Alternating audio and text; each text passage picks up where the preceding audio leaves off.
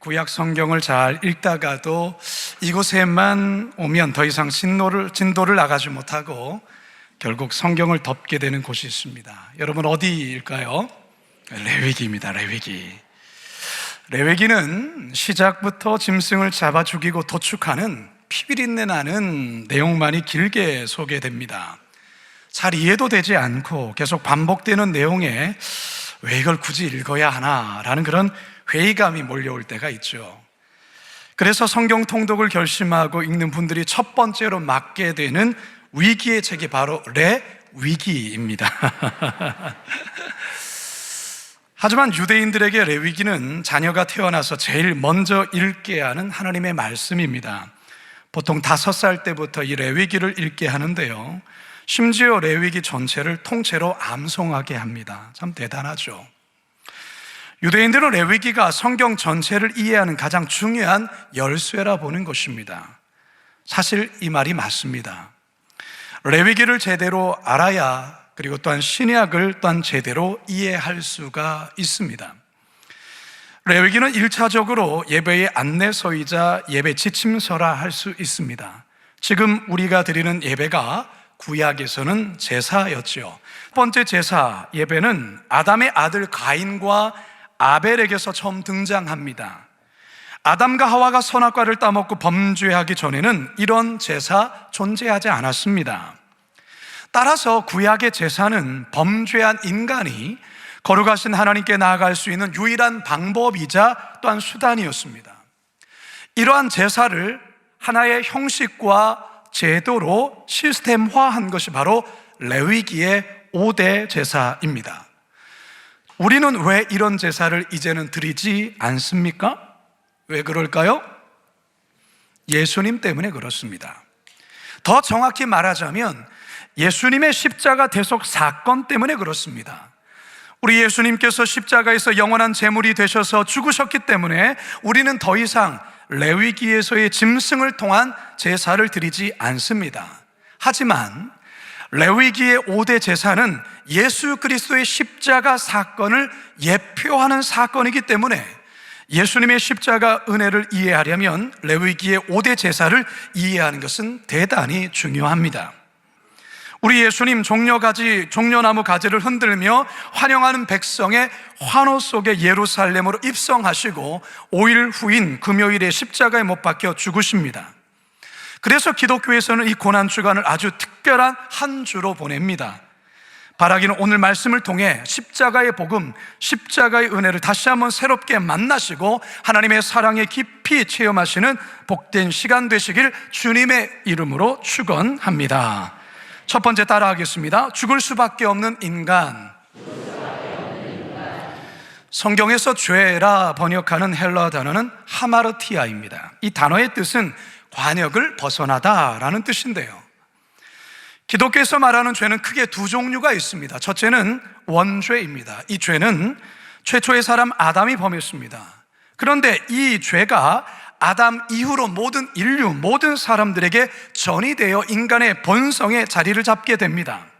이것은 마치 부모의 DNA가 자녀에게 고스란히 유전으로 대물림되는 것과 같다고 할 수 있습니다. 그래서 우리 모두에게는 원죄가 있습니다. 원죄와 함께 또 하나의 죄가 있는데 그것은 바로 우리 각자가 지은 죄입니다. 이것을 자범죄라고 합니다. 말 그대로 스스로 지은 죄, 사람이 살면서 스스로 지은 모든 죄를 말하는 것이죠. 그래서 성경은 모든 인간을 향해 하나님 앞에서의 죄인이다라고 선언을 하는 것입니다. 로마서 3장 23절입니다. 시작. 모든 사람이 죄를 범하였음에 하나님의 영광에 이르지 못하더니. 목사님, 그래도 저는 지금까지 살면서 남에게 그리 피해 준 적 없고 나름 선하게 살았습니다. 사기치거나 도둑질을 한 적 더더욱 없습니다. 양심적으로 살았습니다. 이렇게 말씀하시는 분이 있을지 모르겠습니다. 그래서 죄인이라는 이 말이 상당히 불편하게 들리시는 분도 있을지 모르겠습니다. 그런데 여러분, 죄송하지만 하나님께서 성경을 통해 우리에게 말씀하시는 죄의 기준은 세상의 기준, 세상이 말하는 죄의 기준과는 많이 다릅니다. 세상은 드러난 죄, 남에게 신체적, 정신적 피해를 주거나 상해를 입힌 것을 죄라 하겠지만, 성경에서 말하는 죄는 이런 죄를 포함해 아무도 모르게 은밀하게 지은 죄, 나만이 아는 죄, 더 나아가 생각과 마음에서 지은 모든 죄를 죄라 말하는 것입니다. 하지 말아야 될 것을 하는 것만이 죄가 아니라 해야 할 것을 하지 않은 것도 죄라는 것입니다. 여기에 죄인이 아니라고 말할 수 있는 사람 어디 있겠습니까? 자, 그렇다면 여기에 아주 심각한 문제가 발생합니다. 죄를 지은 사람은 반드시 그 죄값을 치러야 합니다. 그 죄값을 치르는 게 뭘까요? 로마서 6장 23절 상반절입니다. 시작. 죄의 삭은 사망이요. 사망입니다. 죽음입니다. 여기서의 사망은 세 종류의 사망을 의미합니다. 첫 번째, 육적인 사망입니다. 숨이 끊어지는 것, 심장이 멎는 것을 말하는 것이죠. 우리 모두는 죽음을 경험할 것입니다. 두 번째, 영적인 사망입니다. 이것은 하나님과의 완전한 단절을 의미합니다. 세 번째는 영원한 사망입니다. 영원한 멸망, 영원한 형벌, 지옥, 즉 지옥 형벌을 말하는 것입니다. 요한계시록 20장 15절입니다. 시작. 누구든지 생명책에 기록되지 못한 자는 불못에 던져지더라. 에스키모인들이 늑대를 잡는 방법이 아주 독특하다 합니다. 그들은 늑대를 잡기 위해 짐승의 피를 준비합니다. 그리고 그 피를 밖에 내놓고 날카로운 칼 한 자를 그 속에 세워둡니다. 핏덩이는 곧 차가운 기온에 꽁꽁 얼게 되지요. 그 얼어버린 핏덩이를 늑대들이 잘 다니는 길목에 놓아둡니다. 그러면 늑대들이 지나가다가 피 냄새를 맡고 다가와서 혀로 핥기 시작합니다. 차가운 얼음에 혀의 감각이 마비된 줄도 모르고 계속 핏덩이를 핥습니다. 그런데 핥으면 핥을수록 점점 더 맛있는 피가 나오죠. 누구의 피일까요? 네, 차가운 피가 아니라 따뜻한 피가 나옵니다.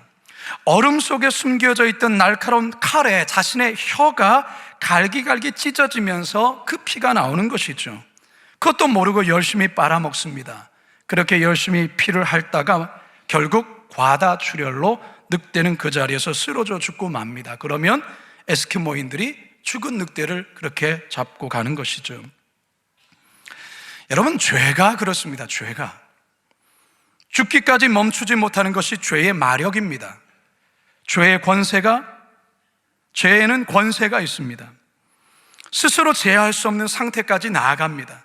그래서 결국은 죄가 시키는 대로, 죄가 이끄는 대로 끌려다니다가 결국 망하게 되는 것이죠. 멸망하게 되는 거예요. 사랑하는 성도 여러분, 우리가 죄 짓는 것을 두려워해야 됩니다.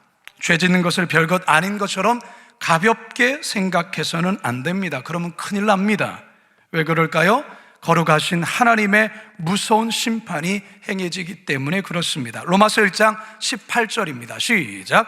하나님의 진노가 불의로 진리를 막는 사람들의 모든 경건하지 않음과 불의에 대하여 하늘로부터 나타나나니. 결국 죄에 대한 형벌로 모든 인간은 그 어느 누구도 예외 없이 죽음에 이른다라는 것입니다. 실존주의 철학자인 키에르케고르는 인생이란 사형 언도를 받은 죄수들이 감방에 갇혀 있다가 한 사람씩 교수 형장으로 끌려가는 모습을 바라보며 자신의 순번을 기다리는 것과 같다, 이렇게 말을 했어요. 모든 인생은 태어나면서부터 어쩌면 죽음을 향해 더 가까이 한 걸음씩 나아가는 것이라 할 수가 있습니다. 어제보다 오늘 우리는 죽음에 더 가까워질 것입니다. 오늘보다 내일이 더 죽음에 가까워질 것입니다. 사랑하는 성도 여러분, 이 땅에 죄를 한 번도 짓지 않은 사람이 있을까요? 없습니다. 아담 이래로 모든 사람들이 죄를 범하였기에 모든 인간은 죄인이다. 성경이 이것을 그렇게 선언하고 있는 것입니다. 따라서 여기 앉아 계신 저와 여러분 모두도 하나님 앞에서 진노를 받아 마땅한 죄인이며 하나님의 어마무시한 심판을 피할 수 없는 존재임을 알아야 합니다. 그래서 사도 바울은 이렇게 절규하며 탄식하지요. 로마서 7장 24절입니다. 시작. 오호라, 나는 곤고한 사람이로다. 이 사망의 몸에서 누가 나를 건져내랴. 이게 바로 죄인된 인간의 서글픈 운명이자 실존입니다. 두 번째 함께 따라 하시겠습니다. 대신 죽어야 하는 산재물. 죄를 지은 인간은 죄의 형벌을 받아야 합니다. 그것이 바로 공의의 실행입니다. 그 구체적인 실행이 앞에서 말씀드린 사망, 죽음이라 했습니다. 하나님은 공의의 하나님이십니다. 동시에 하나님은 사랑의 하나님이십니다. 하나님의 공의와 사랑, 이 두 가지를 충족시키기 위해 하나님이 직접 마련한 대안이 바로 희생 제물을 통한 대속이었습니다. 짐승의 희생을 통해 죄를 범한 인간을 구제하는 것입니다. 그래서 구약시대의 제사, 예배는 피의 제사였습니다. 희생 제사였다라는 것이죠.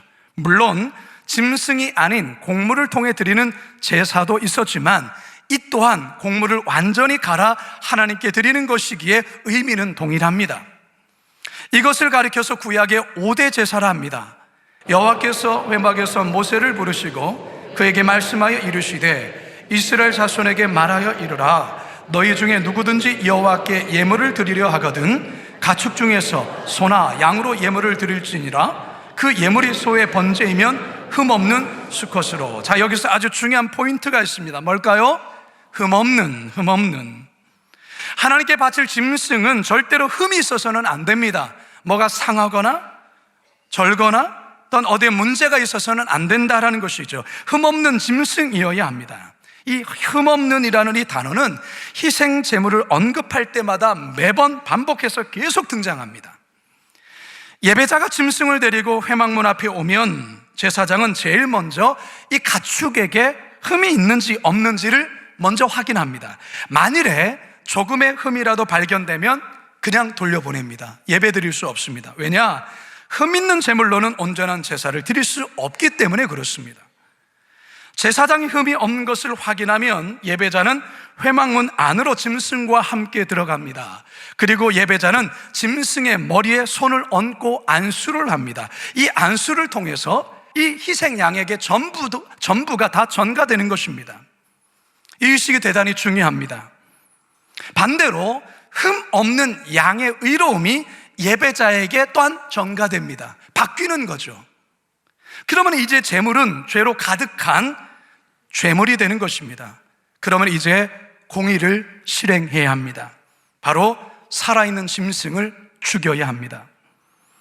여러분, 짐승을 죽이는 일을 누가 할까요? 제사장이 할까요? 아니면 죄인된 예배자가 할까요? 헷갈리시죠? 죄송합니다만 여러분이 하는 겁니다. 예배자가 하는 겁니다. 당시에 구약시대 때는 그 희생제물은 자기가 직접 키운 것을 죽여야 했습니다. 마치 자식처럼 키운 그 짐승을 잡는 거예요. 요즘 반려견이라고 있죠. 집에서 많이 키웁니다. 반려견은 거의 가족이나 다름이 없어요. 저희 집에도 2마리 강아지가 있는데요, 자기들이 사람으로 착각하는 것 같아요. 그만큼 가족과 같은 거죠. 여러분 만약에 여러분이 지은 죄 때문에 그 반려견을 희생 제물로 여러분들이 잡아야 된다면 여러분 그거 할 수 있겠습니까? 칼을 들었다 놨다를 반복할 거예요. 칼로 여러분 숨통을 찔러서 피를 받고 죽여야 되는데 이거 쉽냐 말이죠. 쉽지 않습니다.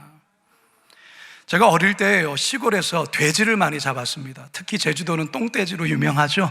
예, 돼지 잡는 게 쉽지 않아요. 장정 한 4사람이 달라붙어서 이거를 잡는데요, 돼지가 살겠다고 꽥꽥 지르면서 이거 잡다가 놓치게 되어주면 이게 칼이 꽂힌 대로 막 돌아다닙니다. 막 돌아다녀요. 그거 잡으느라고 뭐 난리칩니다. 짐승이 칼을 꽂았다고 해서 금방 죽지 않습니다. 구약 당시에 짐승을 도살하는 방법이 3가지 방법이 있었다고 해요. 꼬챙이 같이 긴 칼로 짐승의 심장을 푹 찔러서 죽이는데, 여러분 심장을 찾는 게 쉽습니까? 그러면 이거 찔렀다가 이거 아니네? 또 다른 데 이것도 아니네? 이러면서 그 짐승은 가만히 있습니까? 얌전하게? 난리치죠. 그렇게 긴 꼬챙이로 심장을 들려 죽이는 방법이 한 가지가 있고요, 또 한 가지는 동맥을 끊어서 피를 다 쏟아 죽이는 방법이 있어요. 여러분, 동맥을 끊었다고 해서 피가 1분 만에 다 쏟아져서 죽을까요? 아니에요. 세 번째 방법은 이 정수리에 충격을 가해서 머리를 깨뜨려서 죽이는 방법이에요. 그게 한 번으로 깨뜨려질까요? 여러분, 구약시대의 이 제사 예배라는 것은요, 피의 제사예요. 그야말로 잔인하기 그지가 없습니다. 이 일을 제사장이 합니까? 여러분 가만히 옆에서 봅니까? 아니에요. 여러분이 하는 거예요. 여러분, 남자도 하기가 힘든데 여자면 더더욱이나 힘들지 않겠습니까? 예배자는 자기 대신 피 흘리며 고통 속에 죽어가는 짐승을 지켜봐야 하는 거예요. 원래 누가 죽어야 합니까?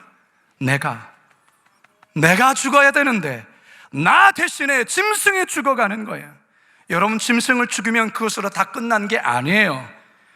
흐르는 피를 대접에 받고, 그리고 짐승의 가죽을 또한 예배자가 벗겨내야 됩니다. 그리고 머리를 잘라내고요, 각 마디마디를 칼로 도려냅니다. 잘라내는 것이에요. 내장을 끄집어내야 됩니다. 이 모든 과정을 예배자가 하는 거예요. 피로 가득한 여러분, 예배자의 손과 얼굴과 옷에는 뭐로 가득히? 피로 가득히 묻혀졌을 거예요. 그러면 타서 올라가는 연기를 우리 하나님께서 향기로운 냄새로 맡으십니다. 그러면 죄사함이 이루어지는 거예요. 레위기 1장 9절 하반절입니다. 시작. 여호와께 향기로운 냄새니라.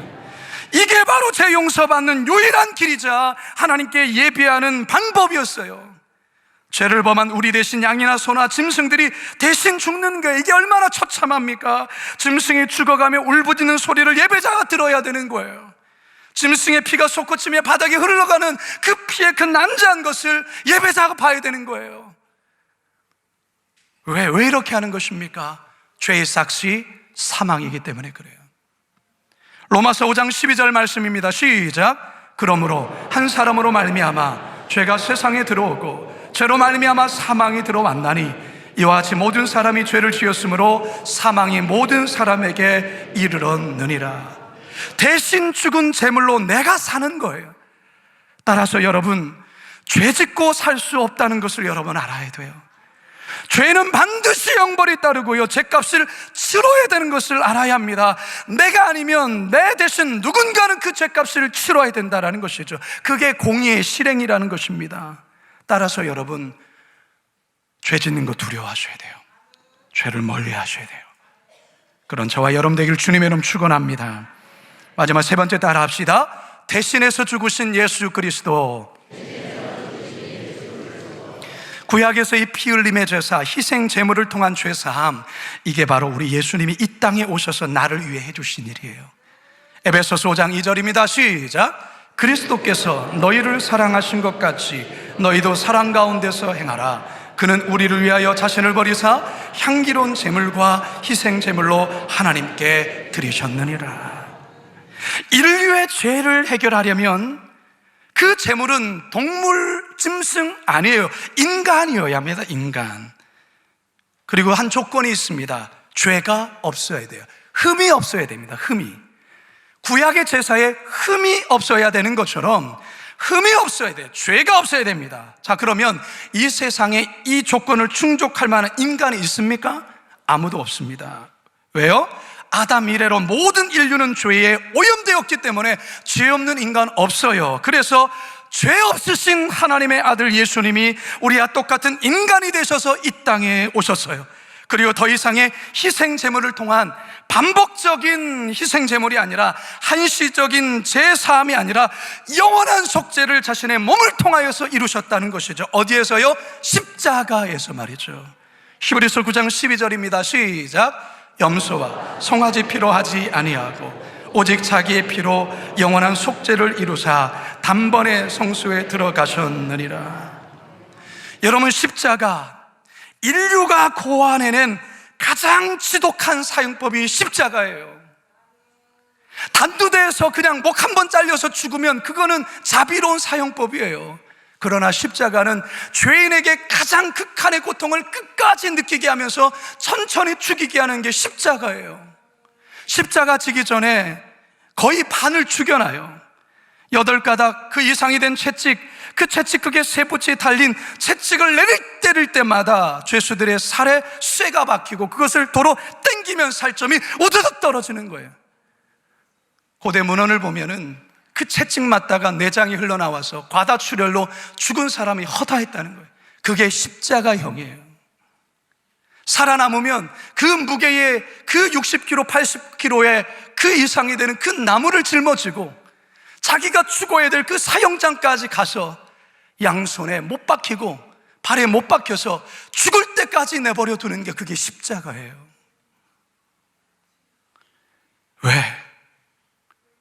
왜 예수님이 그 처참한 십자가 형벌을 받아야 했습니까?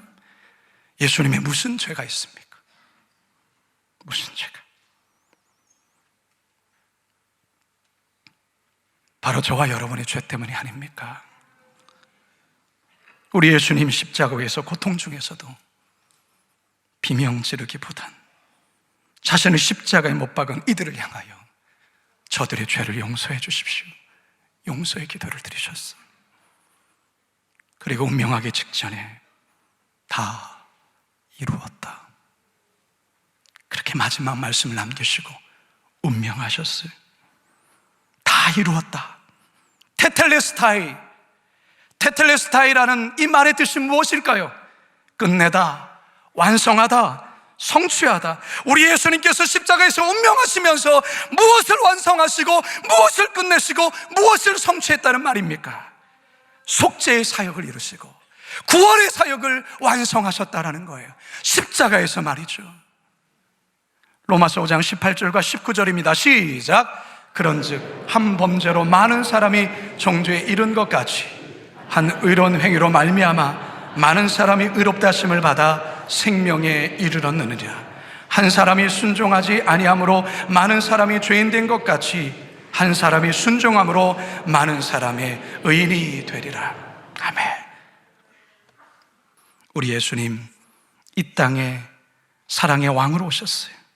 우리에게 생명을 주시기에 예루살렘에 입성하셨습니다. 자신의 생명을 우리에게 이식하시고 자신은 죽기 위하여 영원한 대속죄물 되기 위하여 예루살렘에 입성하셨어요. 그리고 5일 후에 십자가에 달려서 죽으십니다. 누구 때문에? 나 때문에. 죽을 수밖에 없는 날 대신 십자가의 대속죄물 대신 예수님을 여러분 이 한 주 동안 만나실 수 있기를 바랍니다. 이 한 주 동안 여러분 새벽을 깨우시며 레위기 5대 제사 속에 담긴 우리 주님의 십자가의 대속 사건을 여러분 다시금 새롭게 발견하실 수 있기 바랍니다.